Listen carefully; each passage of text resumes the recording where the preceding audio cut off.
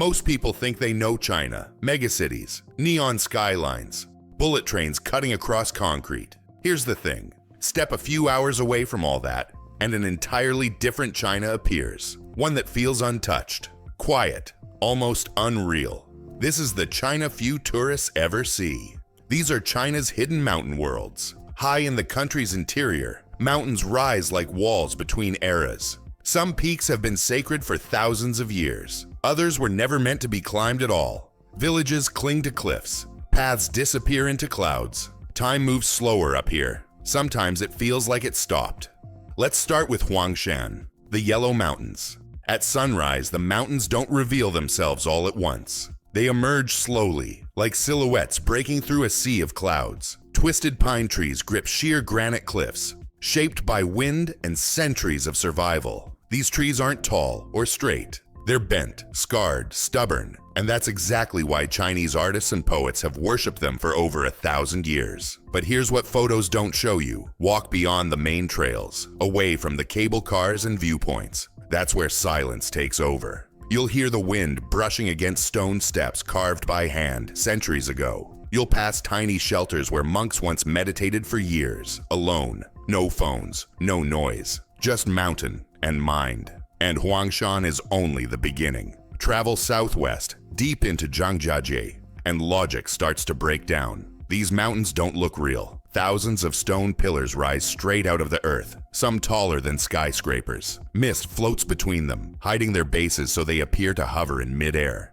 It's no surprise this landscape inspired the floating mountains in Avatar. But Zhangjiajie isn't a movie set. People live here. The Tujia and Miao communities built their homes on steep slopes, suspended on wooden stilts. Their villages are connected by narrow bridges and winding paths that seem impossible to navigate. Yet they've survived here for generations, adapting to terrain most people wouldn't dare touch. At night, when the tourists leave, fires glow softly in the valleys. Drums echo from somewhere unseen. The mountains don't sleep, but they do watch. Now head even farther, into western Sichuan, where the Tibetan Plateau begins to rise. This is a different kind of mountain world. Colder, harsher, spiritual in a way that presses against your chest. Snow peaks tower above deep blue valleys. Prayer flags stretch from ridge to ridge, snapping in the wind. Monasteries cling to cliffs like they were placed there by the mountains themselves. Here, mountains aren't scenery. They're living beings. Locals don't climb certain peaks because they believe spirits live there. Some mountains are considered protectors, others are feared. Pilgrims walk for weeks, sometimes months, circling sacred peaks on foot, spinning prayer wheels with every step.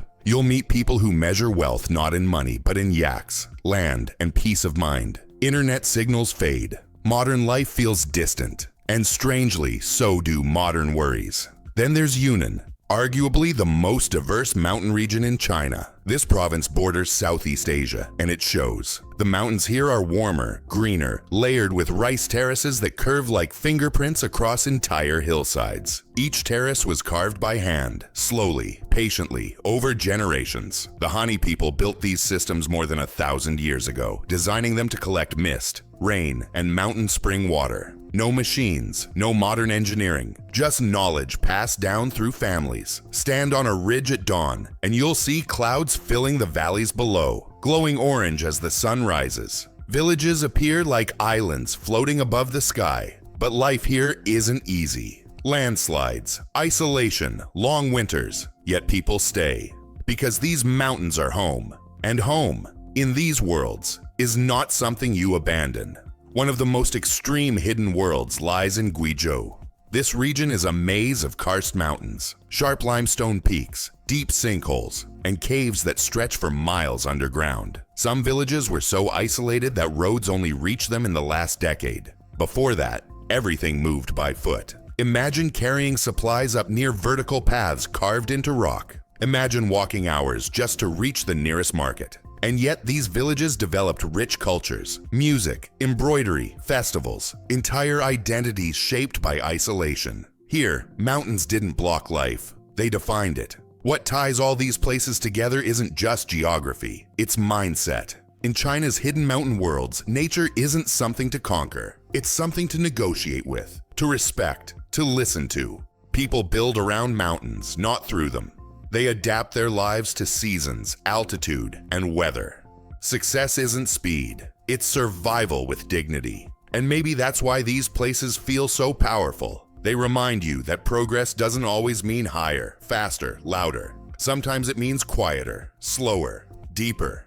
As China races forward, cities expanding, skylines rising, these mountain worlds remain, protected by terrain, by tradition, by the simple fact that not everything is meant to be easy to reach. And maybe that's the point. Some places reveal themselves only to those willing to slow down, to climb, to breathe thinner air, to accept silence. China's hidden mountain worlds don't ask for attention. They've existed long before it, and they'll still be there, watching from the clouds long after the noise fades.